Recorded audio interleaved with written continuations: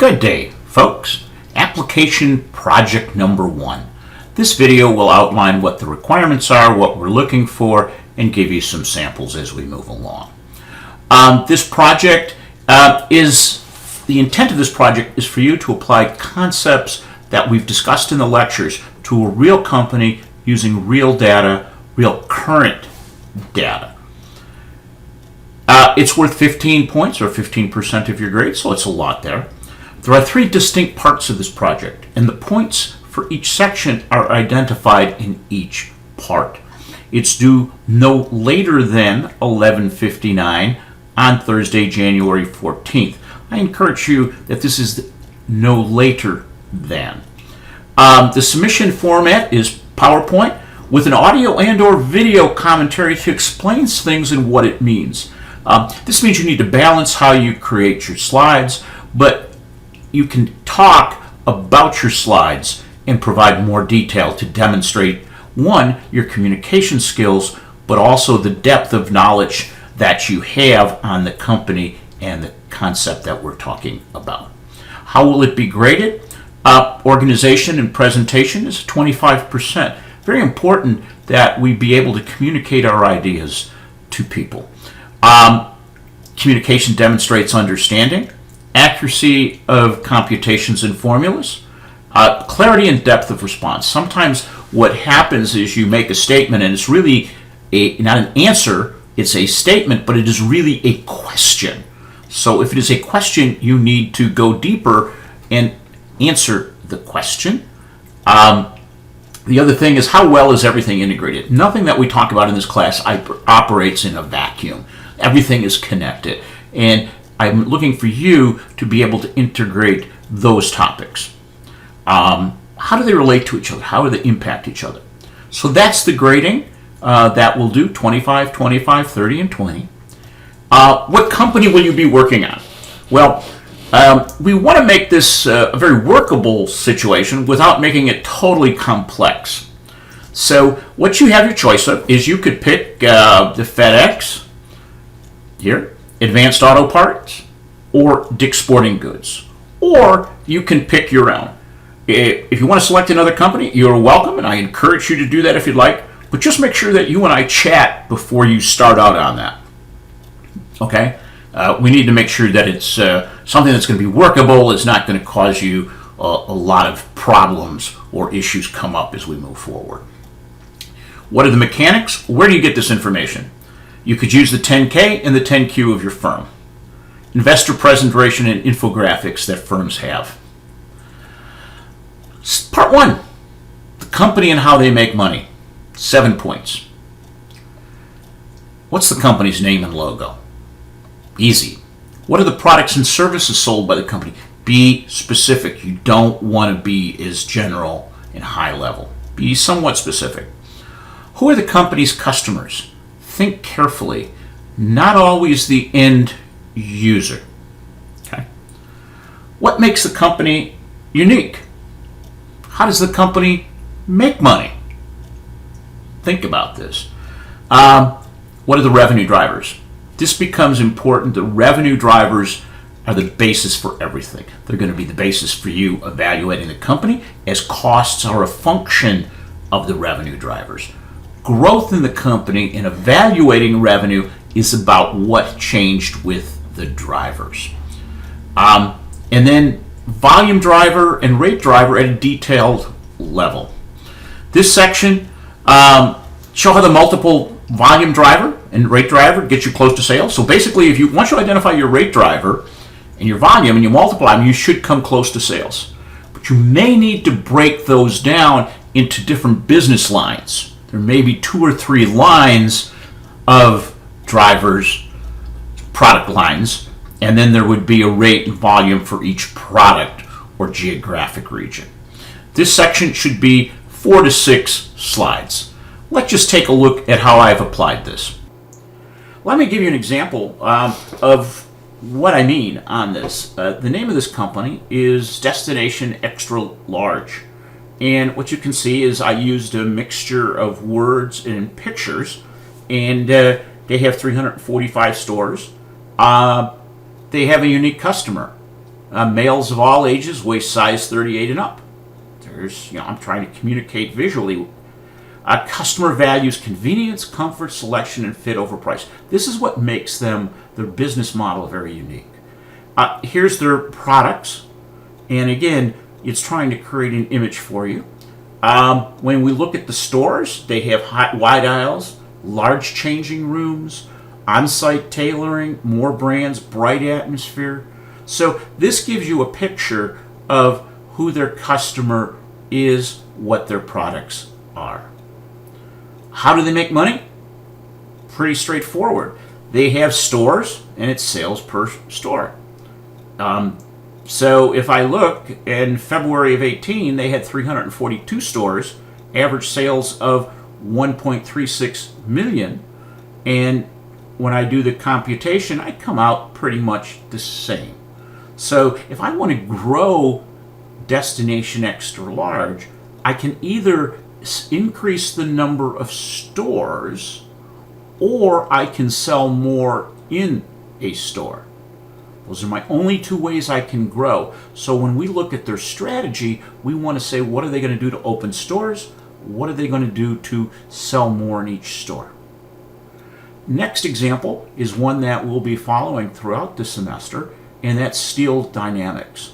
And again, when we take a look at it, we can see what they produce, what their products are, types of steel. Here's their sales by end market, so we get a sense of big something, who they are. They're diversified. Their products, okay, and their biggest product here is flat roll. So I put a picture of flat roll steel in. Who's their customer? Well, I identified it by industry type.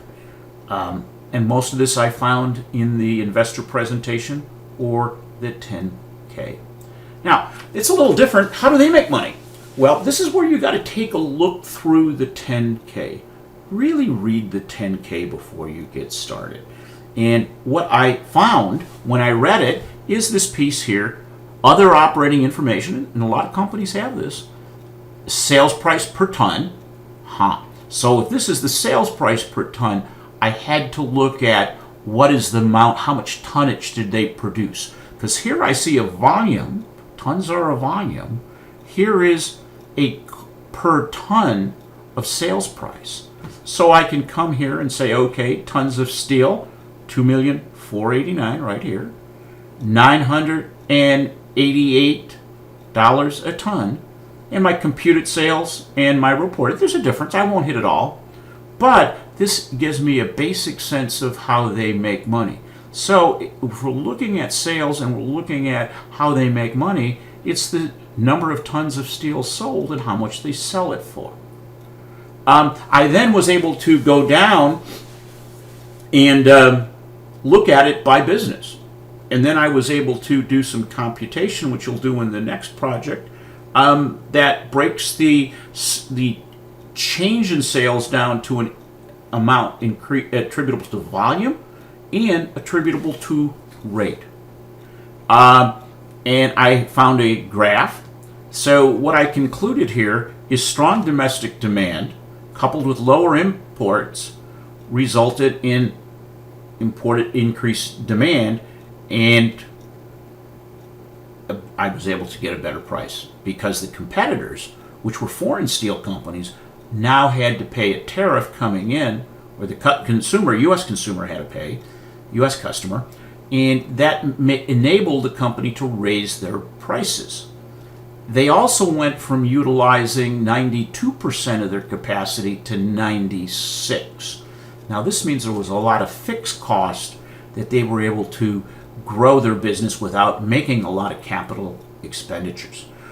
This is going to limit future sales growth because when they're running at 96, they only have capacity for 4% more growth. So you can't run always a factory at 100%, but you can't go beyond that tons. That's limited. This right up here, this just about 10,000 million tons, that's about their limit. So they're going to have to make an investment to go forward. The next part of this assignment, part 2, is the strategy for the future. This is worth 5 points. Identify 3 strategies the company is planning on implementing to grow revenues in the future.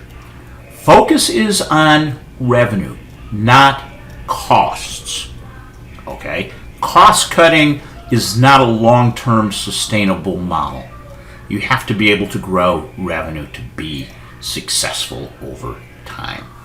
And so I want you to identify those 3 strategies. And when you're doing that, you really want to look at what are the volume drivers. So you determine the rate and the volume drivers. And let's just take an example is Molson Coors, which is not on the list of companies. They make money by producing beer. Beer is a liquid, and it's measured in liters, and it's priced per liter. So if you're looking at Molson Coors' strategy, what are they going to do to produce more liters of beer and or change the price? So they have to do one of the two. They either have to produce more, they have to increase the price. That's the only way they're really going to make money. Now, when you think about it from a beer perspective, it could be they're making different types of beer or their alcoholic beverages, which have a premiumization, a premium price. So you might want to look at it from that perspective. But it does become important, very, very important as we go forward, because remember, as we go forward, we're going to do a lot more with this information. So this is foundational. Most of this you can find in the investor presentation. The 10Ks often have it, and infographics, which is sort of a new thing that I've started seeing with a number of companies right now. And you use the slides. You don't have to reinvent the world. If a company has a slide that explains it, well, just pick it up. Again, as I said, relate the slide back to the volume and rate drivers you identified, either for the whole company or if it's broken down to business line, then do that also. Then quite quantify what would be the impact if they did that. So that's the second part. 3 strategies, 5 points. This is what they're going to do to be successful. Now, if we're looking at this, if you're thinking the future, we need to look at their strategies and then be able to interpret them and forecast them under different scenarios as we move forward. It will also help us to evaluate how successful were they in implementing previous strategies. And that will come to when we actually do the analysis. Let's just take a look at this from a sample perspective like I is doing. So this is for Steel Dynamics. They're going to expand existing capacity by building new lines and mills. They're going to expand their product lines by acquiring companies, and there's a list. The risks, long-term framework to construct new facility. It takes time to build a plant, and the market demand may change. And what we're seeing with COVID-19 clearly has changed that. Ability to keep projects within budgets. Ability to find acquisitions at a fair price. So that's the summary of what they're going to do. But this is right out of their investor presentation. These are the things they're going to do.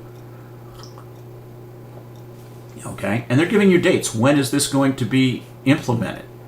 Okay? So we're able to evaluate it, and how does that relate to drivers? Second one, expand value-added products, higher margin by growing organically within.